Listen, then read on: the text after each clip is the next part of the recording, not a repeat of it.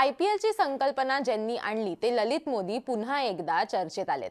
त्याचं कारण आहे त्यांना काही कोटी देऊन मिळालेलं नागरिकत्व, मिळालेला गोल्डन पासपोर्ट आणि मग लगेचच झालेली कारवाई. ललित मोदी यांची अवस्था ना घर का ना घाट का अशी नेमकी कशी आणि का झाली आहे आणि त्यांना ज्या छोट्या वनुआतू देशाचं नागरिकत्व मिळालं ते नेमकं कसं मिळालं आणि तुम्हाला ते मिळू शकतं का, हे सगळं या व्हिडिओमध्ये जाणून घेऊयात. नमस्कार, मी देवयानी आणि तुम्ही बघताय मुंबई तक. अगदी काही दिवसात सुरू होणाऱ्या IPLची संकल्पना ज्यांनी आणली ते ललित मोदी पुन्हा चर्चेत आहेत आणि त्याचं कारणही तसंच आहे. फरार बिझनेसमॅन असं ज्यांना म्हटलं जातं ते ललित मोदी यांनी लंडन स्थित भारतीय उच्च आयोगात आपला पासपोर्ट सरेंडर करण्यासाठी अर्ज केला आणि त्याचं कारण आहे प्रशांत महासागरातील एक देश वनुआतूची मिळालेली नागरिकता. पण आता त्याच्यावर मोठी कारवाई होणार आहे. वनुआतू सरकारनं ललित मोदी यांचा पासपोर्ट रद्द करण्याचा आदेश दिला. या संदर्भात वनुआतूचे पंतप्रधान जोथम नापत यांनी उच्चस्तरीय बैठक घेतली. आम्हाला ललित मोदींच्या कारनाम्यांबद्दल माहीत नव्हतं असं वनुआतूच्या सरकारनं म्हटलंय. वनुआतूचे पंतप्रधान जोथम नापत यांनी नागरिकता आयोगाकडून ललित मोदीला जारी करण्यात आलेला पासपोर्ट रद्द करण्याचे आदेश दिलेत. ललित मोदींमुळे वनुआतूच्या गोल्डन पासपोर्ट उपक्रमावरती वाईट परिणाम होण्याची शक्यता वर्तवली जाते. माजी IPL अध्यक्ष ललित मोदी यांनी भारतीय नागरिकता सोडण्यासाठी अर्ज केलाय अशी परराष्ट्र मंत्रालयानं पुष्टी केली होती. त्यांनी लंडन इथल्या भारतीय उच्च आयोगात आपला पासपोर्ट जो आहे तो जमा करण्यासाठी अर्ज केलाय असं परराष्ट्र मंत्रालयाचे प्रवक्ते रणधीर जयस्वाल यांनी म्हटलं होतं. सध्याचे नियम आणि प्रक्रियेअंतर्गत याची चौकशी होईल. वनुआतूची नागरिकता त्यांना मिळवली असं आम्हाला सांगण्यात आलंय. आम्ही कायद्यानुसार त्यांच्या विरोधात खटला सुरू ठेवू असं रणधीर जयस्वाल यांनी म्हटलंय. वनुआतू दक्षिण प्रशांत महासागरातील एक देश आहे. ऑस्ट्रेलियाच्या पूर्वेला आणि न्यूझीलंडच्या उत्तरेला ऑस्ट्रेलिया आणि फिजी यांच्या मध्ये हा एक छोटासा देश आहे.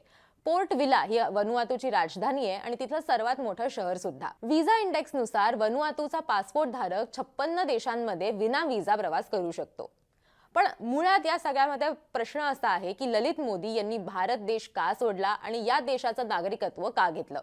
ललित मोदी भारतीय क्रिकेट नियामक मंडळाचे म्हणजेच BCCIचे उपाध्यक्ष म्हणून काम पाहत होते. ललित मोदींवर मनी लॉन्ड्रिंग आणि परकीय चलन व्यवस्थापन कायदा म्हणजेच FEMAचे उल्लंघन केल्याचा आरोप आहे. यानंतर ललित मोदींना BCCI मधून त्यांचं निलंबन करण्यात आलं होतं आणि त्यानंतर ललित मोदींनी 2010 मध्ये IPL जेव्हा झालं त्याच्यानंतर भारत देश सोडला होता. तेव्हापासून ललित मोदी लंडनमध्ये राहत असल्याचं म्हटलं जातं. मुळात ललित मोदींनी वनुआतूचीच निवड का केली हा एक इंटरेस्टिंग प्रश्न आहे.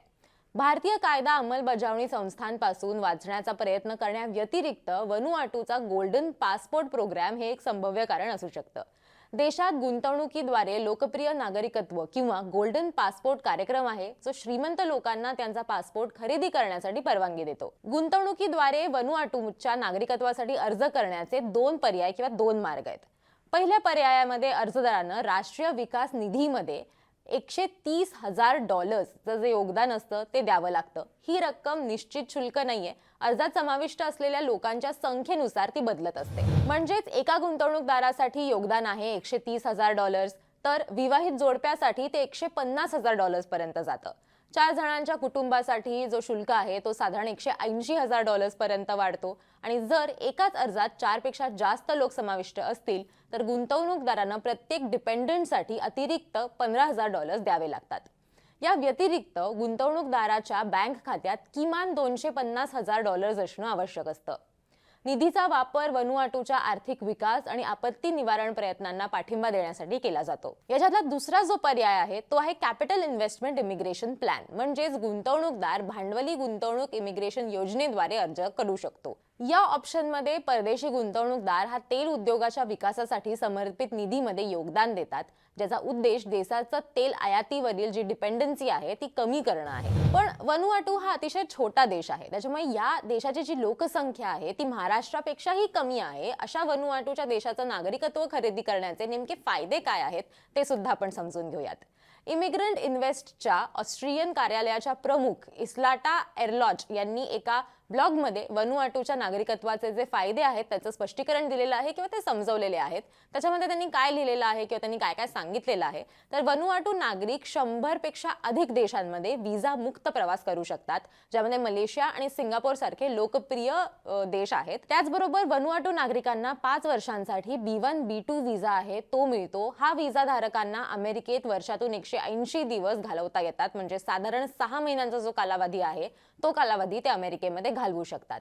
B1 B2 विजासह व्यवसाय बैठका आयोजित करता येतात, देशभर प्रवास करता येतो, वैद्यकीय उपचार घेता येतात आणि अशा अभ्यासक्रमांमध्ये प्रवेश घेता येतो ज्यामधून डिप्लोमा किंवा पदवी मिळत नाही.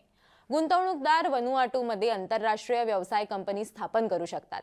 वनुआटूमध्ये गुंतवणूकदार कर सवलतीचा आनंद घेऊ शकतात. कंपनी आणि तिचे भागधारक कॉर्पोरेट नफा, वैयक्तिक उत्पन्न, भांडवली नफा, वारसा किंवा देणग्यांवरती कर भरत नाहीत. त्याऐवजी $300चा जो एक फ्लॅट वार्षिक शुल्क जो आहे तो आकारण्यात येतो. फायदेशीर कर व्यवस्था ही 20 वर्षांसाठी वैध आहे. दुसरा पासपोर्ट गुंतवणूकदाराला इतर देशांना विजा मुक्त भेट देण्याची आणि वनुआटूमध्ये कधीही राहण्याची परवानगी देतो. मायदेशात धोक्याच्या बाबतीत ते उपयुक्त ठरू शकतं. आता ललित मोदी नेमकं याच्यापुढे काय करणार आहेत हे समजून घेणं खूप गरजेचं आहे, कारण ना घर का ना घाट का अशी त्यांची परिस्थिती झालेली असताना आता ललित मोदी यांच्यासाठी कुठला पर्याय उघडा आहे हे आपल्याला माहित नाही, किंवा ते कुठलं पाऊल याच्यावरती उचलणार आहेत तेही आपल्याला माहिती नाहीये. ते पुन्हा एकदा लंडनला जाऊन राहण्याचा प्रयत्न करतात का ते भारतात येण्याचा प्रयत्न करणार आहेत, का ते वनुआटूमध्येच अपील करणार आहेत, का ते वनुआटूमध्येच राहण्याची जी परवानगी आहे ती तिथल्या सरकारकडे मागणार आहेत, असे असंख्य प्रश्न आहेत. याच्यावरती त्यांच्याकडनं कुठलं स्पष्टीकरण येत आहे का ते आपण बघूच यात. मात्र तुम्हाला या सगळ्याबद्दल काय वाटतं? तुम्हाला वनुआटूला जायला आवडेल का हे आम्हाला कमेंट करून नक्की सांगा. त्याचबरोबर इतर ट्रेंडिंग विषयांवरचे व्हिडिओज बघण्यासाठी मुंबई तकला सबस्क्राईब करायला विसरू नका.